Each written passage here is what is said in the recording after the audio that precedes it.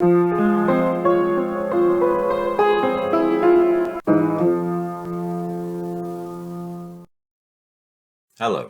It's been a little while since I produced one of my essays for this channel, so I think it's probably overdue. I haven't been idle though. I've been pursuing other projects very diligently, including writing another book. I actually wrote this essay a couple of years ago now. I never did anything with it because I had intended to turn it into a book. But it's become clear to me that I can't possibly have enough time left in my life to write all of the books I'd like to write. So here we are. The case of the poisoning of Hubert Chevis is an extraordinary tale, one in which the police investigation was marred by incompetence, misdirection, and the social subservience of some of its officers even. In fact, it was never actually declared to be a murder, although there's little doubt at all that it was. And there's no doubt at all in my mind as to the identity of the killer.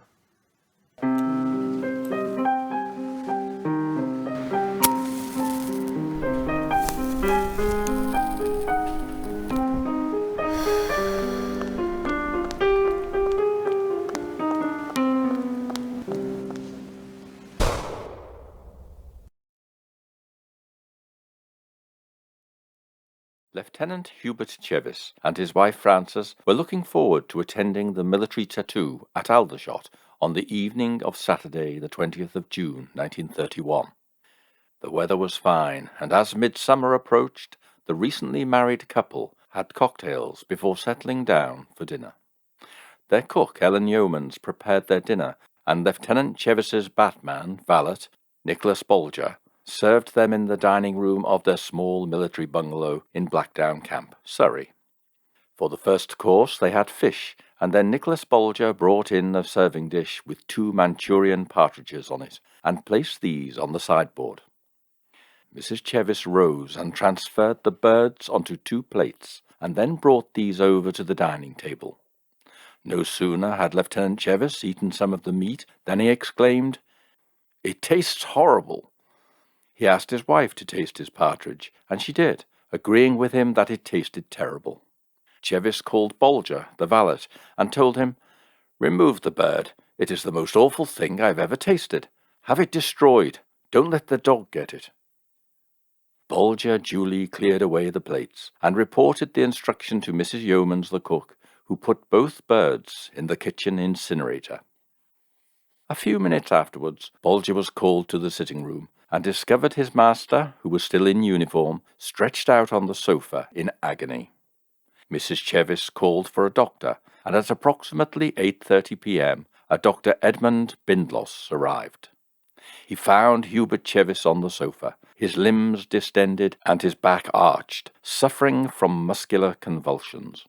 He was at once alarmed, because although he initially suspected food poisoning, it quickly became apparent his symptoms were something far more worrying. The signs he displayed were those of strychnine poisoning. Chevis rallied a little, sufficient to converse with the doctor, and was able to tell Dr. Bindloss of the terrible-tasting partridge he and his wife had at dinner. Now certain that this was a case of strychnine poisoning, Bindloss called for his partner, Dr. Murray, and told him to bring chloroform with him. Murray arrived at 9:30 p.m. At around this time, Mrs. Chevis began to feel unwell herself, and soon developed the same symptoms as her husband. The doctors decided to have the couple admitted to nearby Frimley Cottage Hospital, and they were taken here at 11 that night. Here they had their stomachs washed out and received additional treatment aimed at counteracting the muscular spasms, which are the principal feature of strychnine poisoning. Lieutenant Chevis stopped breathing at 15 minutes past midnight, and in spite of the efforts of 5 doctors to save him by administering artificial respiration for over 9 hours, at 9:45 a.m. he was pronounced dead. Inspector Albert Farrow of Surrey Police was informed, and he arrived at the hospital at 10:30 a.m. It seems Mrs. Chevis had made a remarkable recovery overnight and discharged herself from hospital, travelling to her Knightsbridge flat in London, in company with her chauffeur, her children's nurse, Ivy Blanchthorne, and her personal physician, Dr. Gibson. Frances Howard Rollason was born at Erdlington in Warwickshire in 1902. Her father was a wealthy rolled steel and wire manufacturer who died within 6 weeks of her birth, leaving her, his only child and sole heir, his fortune. This was to be held in trust for her until she married or reached the age of 25, whichever was soonest. As it happens, marriage came soonest, at the age of 20, to 46-year-old Major George Trevelyan Jackson. He was married when she met him, but when she had a daughter, Elizabeth, by him out of wedlock, he quickly obtained a divorce to marry Frances Rollason. Thus Frances acquired a ring, a husband, and £300,000 on the day of her wedding. That is approximately £17 million in 2022 terms. Major Jackson had done rather well for himself. He no longer had to work, and ploughed all his efforts into the pleasant pastimes of pursuing with equal enthusiasm sports and women. In 1926 he became friends with a handsome young lieutenant named Hubert Chevis, whom he invited to ride with him. Chevis, too, was a keen sportsman, played rugby for Woolwich Garrison, and excelled at polo. Hubert George Chevis was born the same year as Frances, in 1902 in Rawalpindi in India.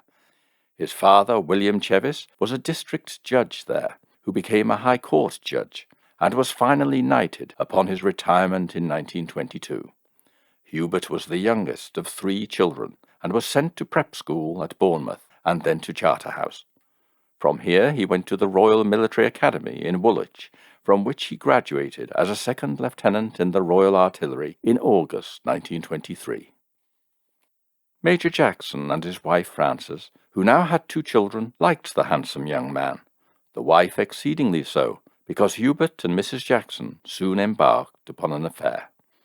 On the 22nd of May 1927, Frances gave birth to a son, whom she called Peter Hubert, the middle name suggesting perhaps that Hubert Chevis, not Major Jackson, was his father. Major Jackson also subsequently referred to her son when specifying Peter, so he was clearly aware Peter was not his. In spite of this, Major Jackson did not wish to divorce his wife, and he resisted the proceedings she commenced against him. It was a losing battle for him, though, because he had only a small income and an army pension on which to live, and his wife Frances was a very wealthy woman. The matter was finally and inevitably resolved when his money ran out, and a decree absolute was issued in June 1929, Frances obtaining custody of their 3 children. Frances was now free to marry Hubert Chevis, but the young lieutenant was posted to India later that year, and their plans to marry would have to be delayed until he returned. But Frances had much to give her solace. She had 3 children, an active social life, many friends, a Knightsbridge apartment, a chauffeur, a nurse nanny, and others to attend to her needs. In any case, the separation was for less than a year, because by November 1930, Hubert had obtained a posting back to England as an instructor at Aldershot, and the following month Frances and he were married. They remained married for just 6 months, until the poisoning on the 20th of June brought about a most brutal divorce. A post-mortem was held on the body of Hubert Chevis on the 21st of June, and, as expected, death was determined to be due to asphyxia as a result of poisoning. Various organs, including the stomach and its contents, were removed and sent to Dr. Henry John Riffle, Home Office Analyst at Guy's Hospital, London, for analysis. It was, however, abundantly clear to the doctors who had attended Hubert Chevis that strychnine was the poison to which he had succumbed. An inquest was opened on the 23rd of June at Camberley under Mr. William James Francis, the Surrey Deputy Coroner, for the commencement of inquiries into Hubert Chevis's death, and following identification of the body and an outline of the circumstances surrounding the death given by those present, It was adjourned until the 21st of July. Hubert Chevis was buried at Aldershot on the 24th of June 1931. Mrs. Chevis was too ill to attend either the inquest or the funeral, apparently still suffering the ill effects of her own poisoning. Major Geoffrey Nicholson, the Chief Constable of Surrey Police, took personal charge of the investigation, assisted by Superintendent James Stovall and Inspector Albert Farrow. It was normal practice for regional police departments to defer to Scotland Yard in complex murder investigations up until 1940, but in this case, and in spite of press speculation to the contrary, Surrey Police were determined that its own detectives should investigate the case. Inspector Farrow, who visited the bungalow D Hut on the morning of Chevis's death, was dismayed to discover that both partridges, partially eaten by the Chevises, had been incinerated, and the D Hut quarter revealed little. When he subsequently returned to search the place, there was even less. At some point, precisely when is unknown, Mrs. Chevis, on her return to London, directed her chauffeur and Ivy Thorne, her nurse companion, to Blackwood with instructions to clean the place and collect her belongings. Detectives did, however, secure the remains of food from the rubbish, dripping from a cooking tin, and a sample of water from the sink trap, and sent these to Dr. Riffle for analysis. Superintendent Stovall and Inspector Farrow interviewed a great many people, friends, acquaintances, and colleagues of the dead man, but were unable to interview Mrs. Chevis until 2 weeks after her husband's death because she was ill. The witnesses to Lieutenant Chevis's illness gave varied accounts of matters, but nevertheless a clear picture of the events leading up to his death emerged. The Chevises lived in a junior officers' married quarter called D Hut in Ain Road, Deepcut, and employed an Irish batman or valet named Nicholas Bolger and a cook, Mrs. Ellen Yeomans, a 51-year-old widow who had previously been landlady of the Fox Inn at Farnborough. They had partridge once each week for a meal, and on this occasion Mrs. Chevis had ordered them from the Poultry on the 20th of June. They had been delivered at 1:38 p.m. that same afternoon and placed in an unlocked meat safe, a cool storage facility for meat in pre-refrigeration days, to the rear of the bungalow. Mrs. Yeomans had removed them from this approximately 4 hours later and brought them into the kitchen to cook. The partridges were from a consignment of Manchurian partridges. Tests on those remaining indicated there was no trace of strychnine to be found in any of the other birds. Dr. Riffle's analysis also confirmed that strychnine was present in the stomach contents of the deceased, and that the quantity present indicated that the bird must have contained a great quantity of strychnine. There was, he found, only a small quantity of strychnine present in the vegetables and dripping from the partridges. It was thus determined that the strychnine had been in the partridges, of which Chevis had complained. The batman valet, Bolger, said he had carried the dishes in after the fish course was finished, and placed these on the sideboard as he usually did. Mrs. Chevis said she had these placed on the sideboard because there was not much room at the dining table. She usually carved because her husband wasn't very good at it, she said, but on this occasion she did not, and served them whole, reserving the slightly bigger bird for her husband. She had then brought the plates over to the table and set them before her husband and herself. She only took a couple of mouthfuls, she claimed, when her husband declared his to taste terrible, although Bolger testified she had eaten most of her partridge and Chevis only a little of his. This strongly suggested that only one of the birds had strychnine in it, as eating a great quantity would undoubtedly have killed Mrs. Chevis. Chevis invited his wife to taste his meat, and she did, saying it burned her throat. This was thought to be the cause of Mrs. Chevis's poisoning. They drank water and sherry to take the taste away, and attempted to eat some vegetables, but finally abandoned their meals, and Chevis commanded Bolger to take the birds away and destroy them. Mrs. Chevis said Hubert began to feel unwell a few minutes later over coffee in the sitting room, and complained that his legs were cold and becoming useless, so Dr. Binloss was sent for. According to Bolger, while the doctor attended Chevis, Mrs. Chevis went into the kitchen and told them the doctor had said her husband was suffering from strychnine poisoning. When asked about this, Mrs. Yeomans, the cook, could not remember whether this had been said or not, but Dr. Bindloss was quite certain he had not mentioned strychnine to the wife. Dr. Riffle, the Home Office poisons man, conducted further experiments on partridges, infecting them with strychnine by injecting it into the flesh and by sprinkling crystals onto the birds. He found both methods would result in strychnine being retained during the cooking process. Poisoning could not, however, have been caused by the birds ingesting strychnine tree berries while they were still alive, he said, because the bird would have died long before it could have infected the tissues, the edible part of the bird. Thus, although strychnine acts quickly on the nervous system, eating a bird poisoned by berries does not affect a human being. It was thus apparent that poison had been introduced to the partridge meat.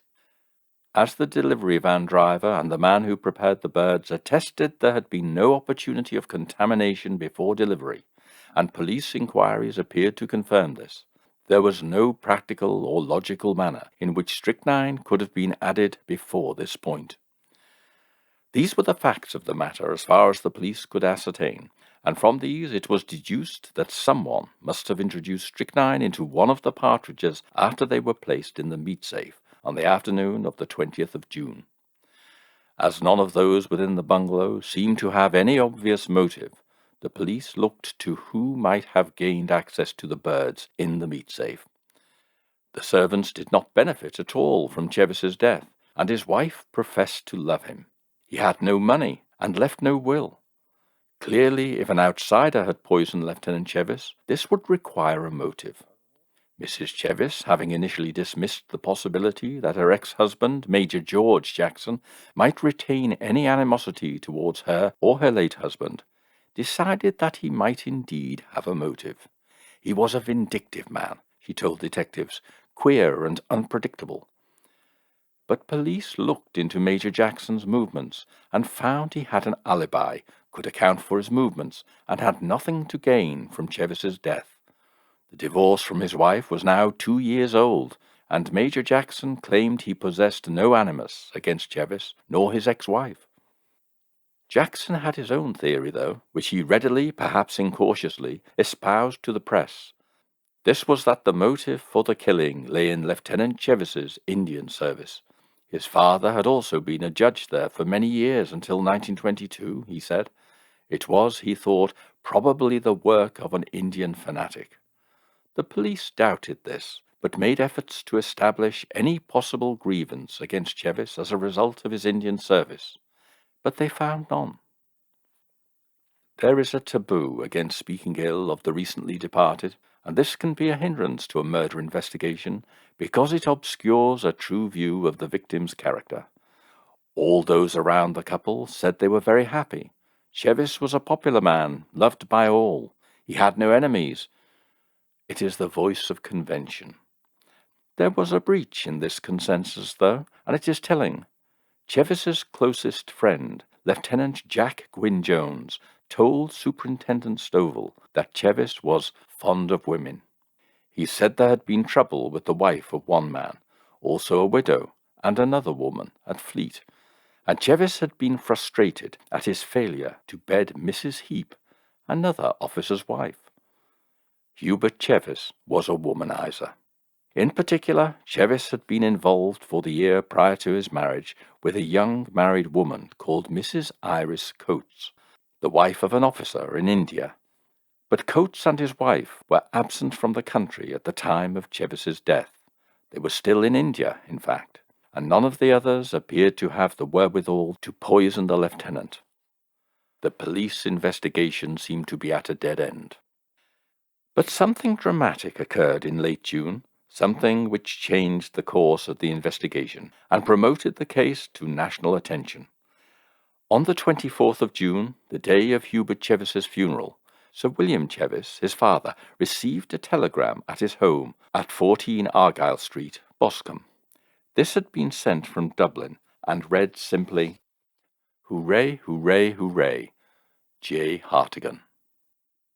An address given on the telegram was that of Hibernian Hotel, Dublin. There was a delay, unfortunately, before this was passed to detectives by Sir William, as the family initially sought to establish who had sent it via the General Post Office. But when it was passed to Surrey Police by the end of June, Irish police were contacted. The Garda made inquiries and found that the telegram had been posted at Merrion Row Post Office there, and the sender's appearance had been noted. He was about 50 years of age, small, grey-suited, and with a grey moustache. The man had been asked to put his name and address on the form, and he had written Hibernian Hotel. But further inquiries revealed no one of this name or description had stayed there. A search of Dublin chemist registers for people who had purchased strychnine recently discovered one had been made by a person from a South Dublin chemist some weeks prior to the murder, and the name given had been a false one, though not the name of Hartigan. A massive hunt was now undertaken to discover the small man with the grey moustache. Ferry lists of passengers to and from Britain were searched, but no one was discovered of this name or description. Rather bizarrely, the police were anxious, hopeful even, that the man with the moustache would prove to be the ex-husband Major George Jackson, and they obtained a photo of him for the Dublin police to show the post office assistant. But it was not Jackson. The news of the telegram was leaked to the press, to the police's chagrin, by the Chevis family, apparently. The cat was now out of the bag. The telegram itself was then published by the police in the Daily Sketch, and soon afterwards this resulted in a postcard being sent to the editor. It read, "Dear Sir, why did you publish the picture of the hooray telegram? J. Hartigan." Another tantalizing lead, and a great deal more police time and effort was taken up with this matter. But ultimately it didn't lead to anything, and by the end of July the police finally decided the postcard and telegram were hoaxes, or at least had nothing whatever to do with the death of Hubert Chevis. The inquest into Chevis's death was reopened on the 21st of July, and heard evidence from Mrs. Chevis. She gave details of the meal, how she had obtained the partridges and served them to Lieutenant Chevis and herself, their marriage and life together, and the inquest was then adjourned. Mrs. Chevis wrote to police urging that they look at her ex-husband Jackson's alibi. Jackson held to his Indian theory, and Sir William and his wife insisted the police should look at the Batman Nicholas Bolger, apparently for no better reason than he was Irish. On the 4th of August, another postcard was received, purporting to be from J. Hartigan, stating, "It is a matter that will never be solved. J. Hartigan. Hooray." Whoever J. Hartigan was, he was right. The investigation stalled, and when the inquest was reconvened on the 11th of August, the coroner directed the jury to bring in an open verdict. There was, he said, insufficient evidence to bring in any other. Stovall promptly declared the police would continue to investigate the matter, but in truth, police resources are not inexhaustible, and there was little more they could do. The final word on the matter came in January 1932, 7 months after the poisoning had occurred, when the Surrey police gave out that the partridge had probably been a poisoned bird used as bait for foxes in the East, which had inadvertently found its way into a consignment of partridges sold for food. The matter would be raised in Parliament, it said. It was, by arranged question with the Home Secretary, and it received a nominal reply outlining the safety record of imported foodstuffs in Britain. Neither the Department of Food Safety nor anyone else believed this was what had happened. Not only was the use of baited birds unfamiliar in Manchuria, not a single person had ever been poisoned by this means. The Surrey police had no evidence for supposing this had happened. It was a fig leaf offered to conceal their blushes, and to defend themselves from many criticisms raised in the press that they should have handed the matter to Scotland Yard. The case was closed, therefore, in January 1932, and it remains officially unsolved. The case failed for a number of reasons. It did not focus on the probabilities. The treatment of the Hartigan telegram and attempts to link Major Jackson with it, even hiring a private investigator to get close to Jackson, was all a huge distraction. Such murder inquiries always receive anonymous letters. It is a question of judgment and experience of the detectives looking into the matter to separate the wheat from the chaff. Perhaps Scotland Yard in 1931 would have been in a better position to do this. Major Jackson was always a remote possibility for the murderer, and his alibi proved unimpeachable. The source of the strychnine was the partridge. It was not the drink, and not the vegetables, because Dr. Riffle, whatever his failings, had established this conclusively by analysis.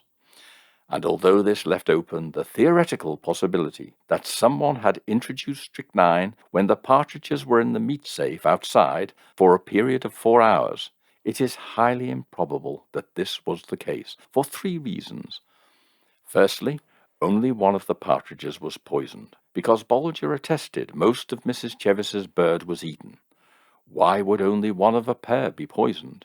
It implied that only one person was targeted, and that person could not be predetermined by this means. There was thus no selection of a victim in such an act. The poisoner could not even know Mr. or Mrs. Chevis would eat the partridges alone. The method of killing by this means would therefore be haphazard and indiscriminate, and as such it could not be linked to any possible motive. Second, the bungalow was surrounded by 3 other bungalows, situated as near as 7 yards away. Any interlopers in the garrison town would almost certainly be seen. It may not have been a secure garrison, but it was not a place for strangers to venture with a syringe of strychnine.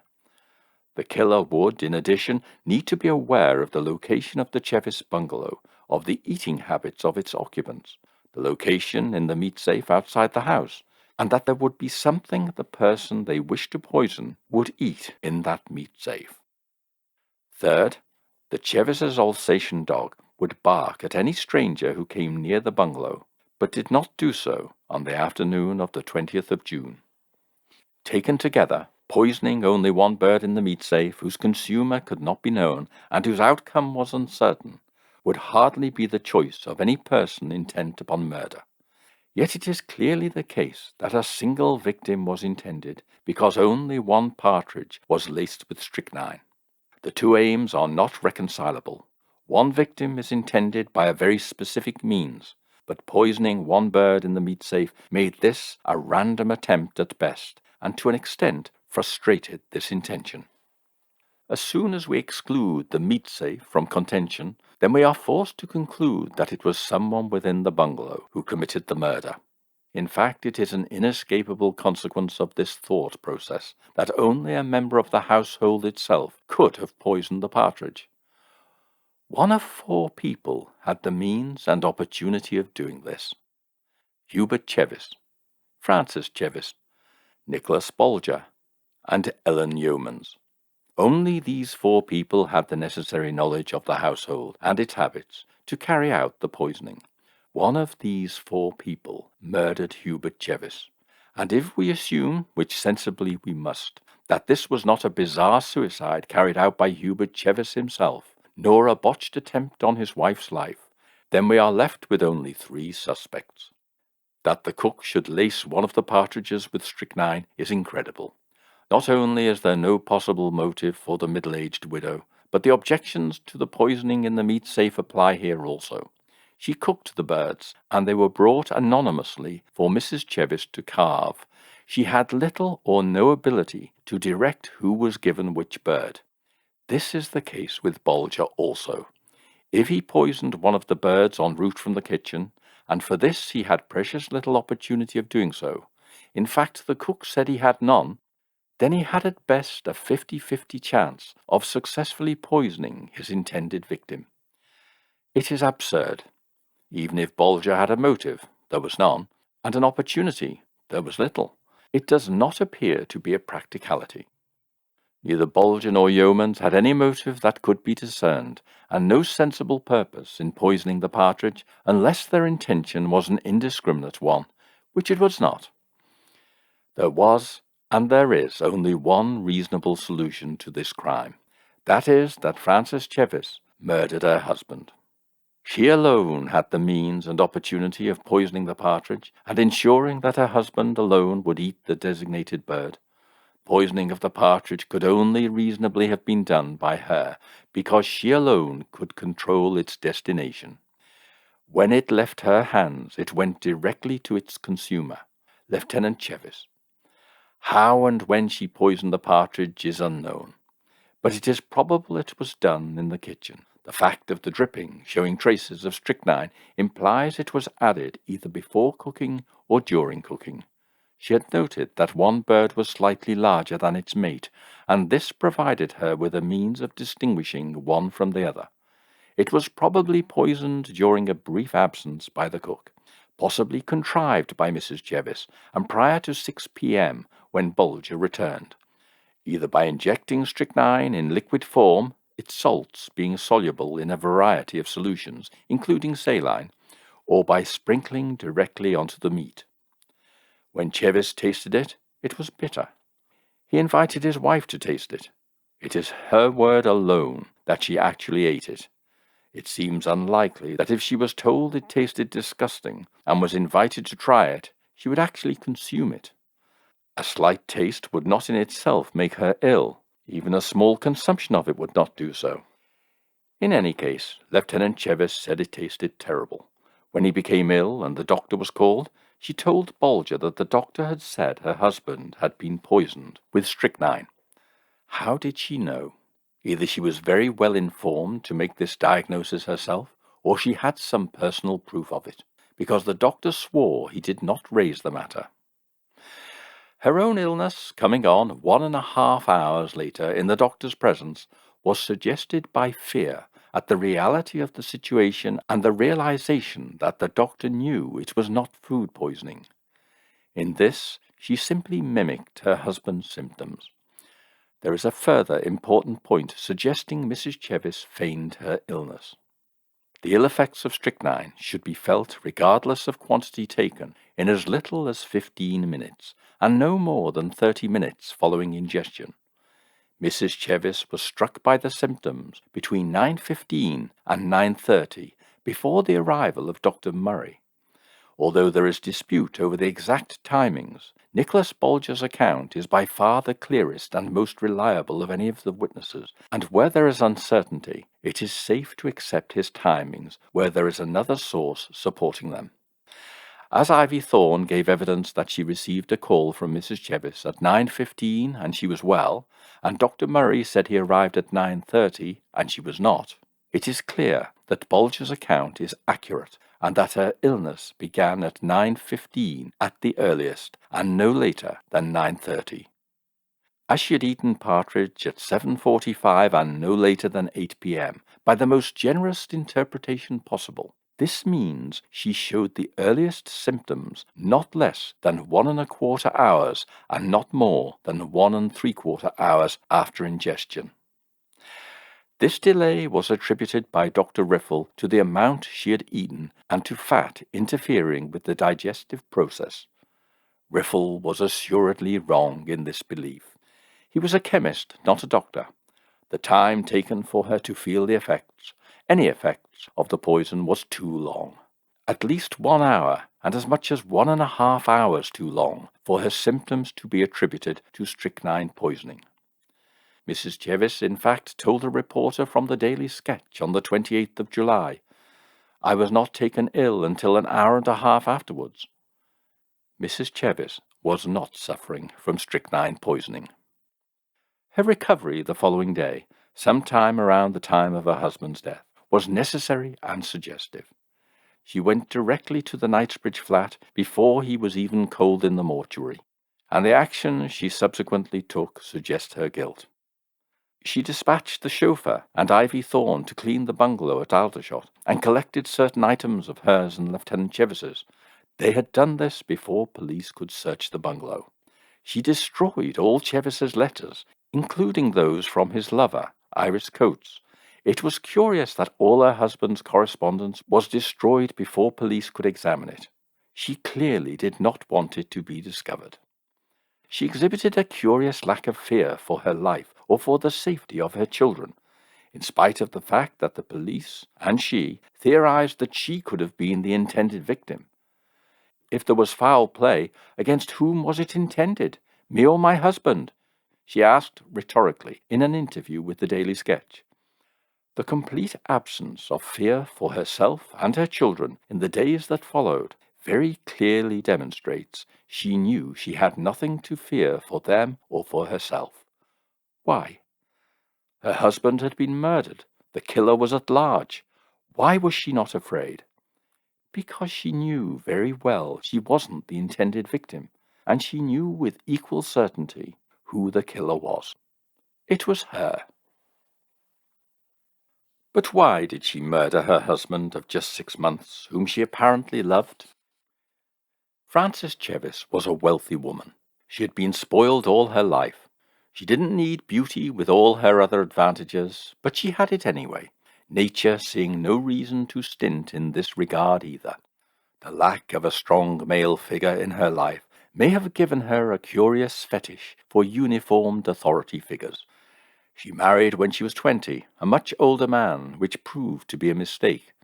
Jackson was a philanderer, and she was a woman with definite needs. The marriage was doomed from the outset.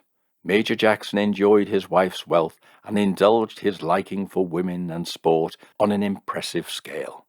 His wife may also have embarked on a number of affairs with officers in her husband's social circle. Until the young Hubert Chevis came along. Chevis was different because he was unmarried, and there is little doubt she loved him. They married in December 1930, within weeks of his return from India. But Chevis too was a ladies' man who had enjoyed numerous affairs with officers' wives. Mrs. Coates was known to be one such woman, and it is in the affair with Iris Coates that the mystery of the poisoned partridge lies. Iris Coates was involved with Chevis in the period of his engagement to Frances, and it is known that he had received letters from Mrs. Coates throughout his marriage up until and even after his death. Moreover, at the time of Hubert Chevis's death, there were two critical occurrences. First, Mrs. Coates set sail for England. She would arrive 1 month later. Second, Hubert had seen his wife Frances only once in the 3 weeks leading up to the night before his death. The concatenation of these two circumstances is compelling. Hubert was in correspondence with Mrs. Coates, so he was certainly aware that his married lover was returning. It is also surprising that Hubert had seen so little of his wife in recent weeks. He was training in Devon, it's true, but that there should be only a single opportunity for seeing his wife of just 6 months during this period is puzzling. He may have spent any free time he had with another woman, or perhaps he simply did not wish to spend it with his wife. Frances would be suspicious that her husband felt no particular urgency to see her. She was only 29 years old, but she had been married to an old philanderer. She was not an ingenue. Her suspicions would be roused. Mrs. Chevis had endured a great deal of deceit from her first husband, Major Jackson. That is an education for a woman. She had hired a private detective to obtain the extensive details of Jackson's infidelity with 4 different women, whom she cited in divorce proceedings against him in 1927. She had trodden this path before. She makes clear in her letters and her interviews with police that she has contempt for Jackson. She calls him an artful blusterer, a cunning liar. Her estimation of him is quite probably correct. But as the chief constable pointed out, this applied only to his conduct in respect of women.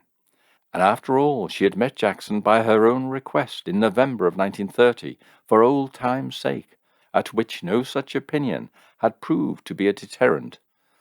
But 7 months later, her view had changed. It seems to me likely that she was now also subconsciously including Hubert Chevis in her assessment. both ex-husbands have merged into a single object of her fury. Mrs. Chevis had a great deal about her that would not tolerate disloyalty, and she had 3 weeks during his absence training in Devon in which to investigate this man, in whom her doubts were growing. She may have received those helpful anonymous letters so characteristic of the age, as Jackson had done in respect of her when she was seeing Chevis. People in those days had a keen sense of minding other people's business for them. Chevis was a man whose lifestyle would cause such people to reach for pen and paper. Whatever she discovered in those 3 weeks provided her with the motive for killing him. This was surely the discovery of Hubert's affair with Iris Coates. Mrs. Coates' relationship with Chevis is interesting.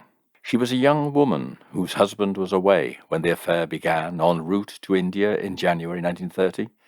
In fact, she was going to join her husband in India on the same boat Chevis was taking to his new post in India. The affair between them was struck up almost as soon as Chevis had said his fond farewells to his fiancée at the dock. The affair continued until Hubert left India and married in December. For almost a year, these two were united in an intense illicit affair. We cannot know beyond a surmise how deeply it ran, because Francis destroyed all of Mrs. Coates's letters. But Superintendent Stovall, who interviewed Mrs. Coates on her return from India, confirmed in his notes that she was madly in love with Chevis. We do not know what passed between them in their correspondence, but Frances Chevis did. She had read them, and freely acknowledged she had done so after Lieutenant Chevis's death. But it is inconceivable that she had not done so before. And what do we know of Mrs. Coates, the lover? Then only 19 years old, and married less than a year to Lieutenant Ronald Coates, Iris was a woman besides whom Frances Chevis, herself an attractive woman, paled. Mrs. Coates, born Iris Vivian Morley, was the daughter of a lieutenant colonel claiming descent from William of Orange. Her family was woven into the fabric of hundreds of years of English history. Iris Morley was to go on to become a famous novelist and historian, who numbered some of the 20th century's greatest social historians amongst her friends and admirers, men like Eric Hobsbawm. But now she was a 19-year-old woman, tall, blonde-haired, and beautiful. She had already briefly attended the Royal Academy of Dramatic Arts, appeared in movies, and had ambitions to be a writer. Frances Chevis, although just 29, had been married to a much older man, and she had 3 children. By comparison to Mrs. Coates, she must have seemed like a rather dull housewife. What would Frances learn of Mrs. Coates? Her letters would tell the story of their romance, which began on a ship bound for India on the 21st of January 1930. There would be a tale told in those letters by a woman who liked to write and was good at it. It would tell of an affair commencing soon after Hubert had parted from Frances herself, doubtless professing his undying love for her. In the intensity of those weeks spent at sea, the experience would have been heightened by their circumstances. They were separated on arrival at Quetta, and although Hubert attended to his training duties there, and Iris joined her husband Ronald Coates, the relationship continued, as Iris's marriage withered. When Hubert returned to England in November 1930, and married a month later, the two continued to correspond. How could what had passed between them be forgotten? Lieutenant Gwyn Jones, Hubert Chevis's best friend, said he had destroyed letters from Iris Coates, which had arrived after his friend's death on the 20th of June. So clearly the correspondence was maintained even to the point at which Iris was on a liner bound for England.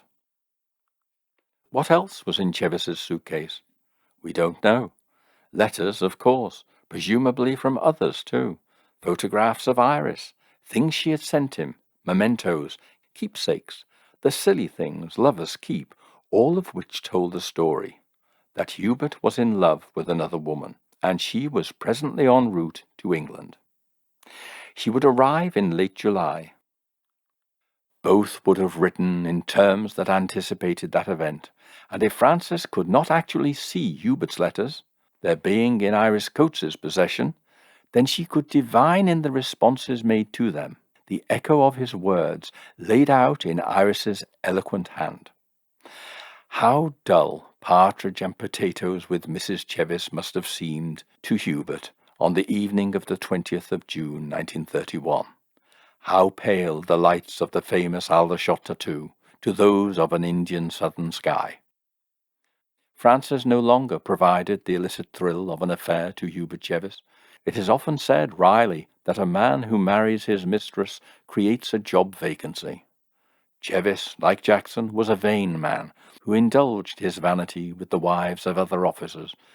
He liked married women, not his own, but he liked married women. During his 3-week absence, Frances discovered the extent of his deception. It was an insult to her as a wife, as a woman, and to her dignity, her self-esteem, that her recent husband, whose debts she had paid off when they met, whose lifestyle she subsidized, should prefer another woman to herself, and that in all probability he, like Jackson, had simply found himself a cash cow. The purchase of the strychnine used was never identified, but strychnine was not difficult to obtain. None of the suspects owned to purchasing strychnine, but it was a common rodenticide. Frances could easily have obtained it, or someone could have done so on her behalf. Her chauffeur, strangely never interviewed by police or even named, or by Ivy Thorne, or possibly from one of her many friends and acquaintances. In any case, she had strychnine in her possession on the 20th of June 1931. They had partridge each week, and she had ordered it herself. She must have known as the dinner was prepared and the talk turned to the tattoo to be attended by the couple later that evening, that Chevis would not see that or any other tattoo ever again. She slipped into the kitchen and found a moment in which to poison the larger bird with strychnine. When they sat at the table, her excitement could hardly be suppressed. The fish course came and went. Bolger brought in the partridges, and she rose. But she didn't carve, perhaps to avoid cross-contamination, or perhaps due to a psychological reluctance to disturb the continuum. Then she brought the plate to the table, and they began to eat. She watched and waited. She ate her own partridge. Bolger said that she had eaten most of hers, little more than the carcass remained. And Chevis had eaten little of his. Ellen Yeomans concurred with this. This accords well with what might be expected. Her belly contained excitement, and her willing him on would cause her unconsciously to eat quickly, seeking to expedite the moment. He had no hurry. He talked, perhaps, about the silly tattoo he would never attend, may have eaten an uninfected part of the partridge, and then taken something else. She waited and watched, studied his face. Had he just taken a piece? A shadow seemed to cross his face. At last he took what she knew to be the poisoned meat. How much is poisoned is unknown, because we have only Frances's account that he took a mouthful and pronounced it to be filthy, and called Bolger. He may have said it tasted strange, and yet persisted before tasting some that was altogether too bitter. It is easy to imagine how the idea of destroying the partridge might be suggested by his wife, by her alluding to a danger to the dog if the meat was off. Only she would know of it. It would be enough to prompt Chevis to order the bird to be destroyed. She afterwards went out to the kitchen, and was able to ascertain that the partridges had been destroyed. She had now ensured the main evidence was gone. They retired to the sitting-room, where she awaited the inevitable. Had he taken enough of it? There was no way of knowing, but she knew soon enough. He complained about being unable to use his legs. She called the doctor. She was hoping it would be diagnosed as food poisoning. It nearly was. Chevis was treated with morphine. He rallied. What did she make of this? She must have been filled with a nervous anxiety over what she had done, over what she had risked, and in anticipation and hope of what the outcome might be. Even at this last moment, did part of her hope her husband might recover, her hatred tempered by his suffering, by her impending loss. Her emotions would be complex, but she mastered them. She went to the kitchen and told Bolger and Yeomans her husband was suffering from strychnine poisoning. It was a loose moment, probably caused by too much adrenaline. The doctor had talked of food poisoning, but he naturally did not wish to sow alarm with the man's wife by giving voice to the diagnosis in his mind. This was, indisputably, a case of strychnine poisoning. And the word poisoning used by the doctor in a benign way was amplified in her own guilty mind to what she in fact knew it to be: strychnine poisoning. It was an error, but Mrs. Yeoman said she did not hear her, or was not sure. She either did not know or did not wish to incriminate her employer, and she was still in her employment at the time of the inquest, up until September, when she unaccountably left on what seems to have been a pretext. Of course, Mrs. Yeomans will have conferred with Bolger after the event, spoken with friends, with family. She will have read the newspapers. It will have slowly become apparent to her that after the partridges were delivered, she had constant sight of the precincts of the bungalow and the meat safe, and saw no one. Only those within, including herself, could possibly have poisoned Hubert. If she knew it was not herself, then it was Bolger or Mrs. Chevis. And yet Bolger only arrived at the bungalow at 6 p.m. that evening, and she had already told police he had no opportunity of poisoning the partridges. It must have slowly, unwillingly, but inexorably dawned on her that Mrs. Chevis had murdered her husband. There may have been other seemingly inconsequential moments which came back to her, nothing tangible in the way of evidence. Perhaps a nervousness, the recollection of Mrs. Chevis hovering in the kitchen, of her asking to fetch something from the meat safe, and on her return a flustered look, a nervous energy, something vague that hardened with recollection and reflection into a certainty. Francis Chevis was a murderer. Ellen Yeomans left her employment as soon as she could, saying to Mrs. Chevis that she was going to get married for her own protection. The subliminal accusation in this is unmistakable. Mrs. Yeomans was afraid, and her articulation provides comfort for herself and a warning to her interlocutor. Chevis was lucid when the doctor arrived. He was cheerful in spite of all, even offering Dr. Binlos his tickets to the tattoo that evening. He told him about the partridge, and it can only have exacerbated his wife's anxiety. She felt instinctively that her own well-being, the absence of any sickness on her part, incriminated her vaguely. She began to say she felt unwell. Perhaps she felt that the doctor's attention was perilously upon her husband. What might he say that might become known?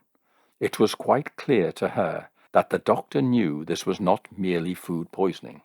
There would be inquiries. She began to mimic her husband's symptoms, to say her legs felt cold and cramped. It was enough to alarm the doctor. He, quite naturally, believed he had two patients who had succumbed to the same malady. Emetics were given, and both husband and wife were sick. Samples of vomit were taken, and unfortunately Dr. Riffle tested these as one, so a single result was yielded. It meant it would now be impossible to tell whether or not Mrs. Chevis had taken poison at all.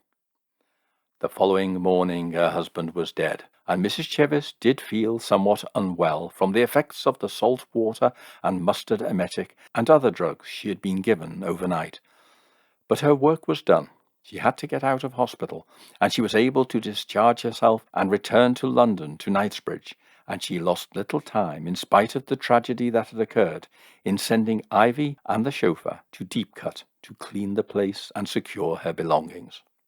The bottle of strychnine or a syringe may well have been concealed amongst her things, and there may have been other evidence, possibly her husband's letters if they were still at the bungalow at this time. Soon the funeral and inquest and police inquiries commenced their inevitable course. At first she kept the police at bay by claiming she was ill, but she had been well enough to leave hospital in a car, and was well enough to travel to the south coast and walk on the beach and seafront, but not to assist the police with helping to find her husband's killer. For 2 weeks she held them at bay. When she did speak to police, she exonerated her ex-husband, Jackson. But it soon became apparent that there was a limited pool of suspects. It really could not go beyond anyone who knew of the meat safe. This was not a random stranger or a distant enemy. It was someone close. Now she changed her view. She took every opportunity to point the finger at Jackson, even writing a letter to police to press this. She wished to dissemble, to remove blame from herself, to offer any feint or distraction. Jackson was foolish, loquacious, constantly giving interviews to the press, apparently enjoying the attention he received. He naturally drew suspicions, but he was quite secure. Apart from his alibi, there was nothing to link him with Hut D, or to indicate he knew where the couple lived, or that he wished harm to either of them. Nor had he anything to gain by Chevis's death. Mrs. Chevis went so far as to suggest his alibi was false, or that he had got someone else to do it on his behalf, but these suggestions were not credible ones, and in any case there was nothing to suggest that anyone had tampered with the meat safe, or known of it, to the rear of the bungalow, and much to contradict this. On the 15th of September, Frances Chevis called in to see the Chief Constable. She was candid about her desire to move on. Her interview with Chief Constable Nicholson is fascinating, not only in what it reveals of her character, but of the subservience shown by Major Nicholson. She appears to have called in without an appointment. This is suggested by the fact that he clearly had not prepared for it. If so, he made his first error agreeing to see her, on her terms and without a witness to take a note and place the matter on a formal footing, one in which he was in charge. He was immediately placed in a position of subservience. A coachman visited unexpectedly by the lady from the big house, dropping everything to attend to her. She is very clear in her agenda. She begins by asking what progress the police have made with the case. He is again disadvantaged. There has been none, as she knows very well, 3 months after the inquiry began, and with the inquest having resulted in an open verdict. He tries to recover by asking about her husband, her affairs, her sexual needs. It is a bold but rather clumsy maneuver on his part, slyly suggesting strychnine may be given to increase her husband's libido. It is a bizarre suggestion, but she blithely slaps this aside, expressing her ignorance of strychnine's use in this. It places him in the role of a foolish schoolboy, sniggering over a biology textbook he has discovered in the library and been caught reading. And she is fortified by the fact she now knows he has nothing. So much so that she now admonishes him, saying she has a complaint that the letters of her husband were not taken by Inspector Farrow before they had been removed and burnt. At one stroke here she has appropriately killed 2 birds. She insinuates that the suitcase and letters were taken later, for which there is no evidence, and Nicholson accepts this without demur. And second, she implies she wished the police had taken them, and that she had destroyed them only as a result of police negligence. He accepts this too. It is most likely the letters were taken before the police could have taken them. Inspector Farrow, who searched the bungalow, was clear he had found no correspondence whatsoever. She has destroyed important evidence. All evidence, in fact, relating to motive on her part, and yet she rebukes him for this.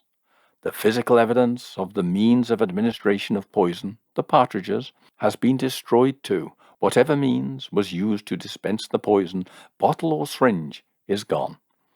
The evidence relating to the stomach contents of Mrs. Chevis has also been destroyed by Riffle's mishandling, and the evidence that showed what Lieutenant Chevis thought of his wife, and why he kept up a relationship with another woman, and any intentions he may have had towards her, is gone.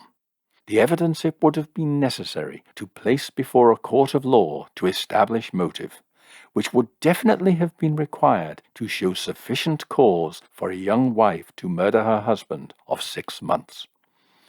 Frances completes her mastery of Nicholson by asking if the police would have any objections to her going to India in November to visit an old flame. He, of course, offered none. He has heard his dog whistle. She could move on so quickly from her dead husband because she no longer loved him. She despised him. His betrayal of her. She thanked the chief constable for all his work as one would thank a servant for a task well done, and he accepted it as a servant, not as one serving the public interest. Now, miraculously, though previously referring to Mrs. Chevis as being under grave suspicion, in the space of an hour he is now prepared to describe her marriage in terms better suited to light romantic fiction than a police memorandum, as being a state of bliss. She longed to find the right man and settle down to a happy married life. Furthermore, he wrote, there was no justification for suspecting Mrs. Chevis. She had picked Nicholson's pockets, and he had thanked her for it. She was a woman who always knew how to get what she wanted. She had got away with murder figuratively all her life, and in June 1931 she did so quite literally. She murdered her husband out of jealousy and spite, but mostly out of being humiliated by Chevis. He was a womanizer who had fallen in love with another woman, a woman who did not even have £17 million, yet had everything she had not. For a brief period in the summer of 1931, the lives of the people in this story became intertwined, have become frozen for us by these curious events. But for the people themselves, time moved on. They dispersed to new moments, new experiences. Frances Chevis went to India in November 1931. She left her children in the care of Ivy Thorne, fearing neither for her own safety nor that of her 3 children. Indeed, there was nothing for them to fear. She returned to England in 1932, her affair in India now spent, and she married again. In fact, she married 3 more times, for the 5th and final time in 1971, and moved to Monte Carlo, where she died on the 30th of November 1972 at the age of 70. Mrs. Coates, or Iris Morley, whose part in this story was never known to the public, but who is, in truth, its pivotal character, was divorced from her husband, Ronald, in 1934. She became a novelist and a well-known journalist, reporting on the Russian convoys during World War II. She was at Stalingrad, witnessed the fall of Berlin in the company of advancing Soviet troops, was Moscow reporter for The Observer from 1945 to 1947, and as a well-known communist, had the honor of being included by George Orwell in his secret blacklist of unsuitable writers, which he furnished to the Information Research Department of the Foreign Office in 1949. She died at the age of 43 in 1953, following a battle with cancer, and was buried at Fleet in Hampshire.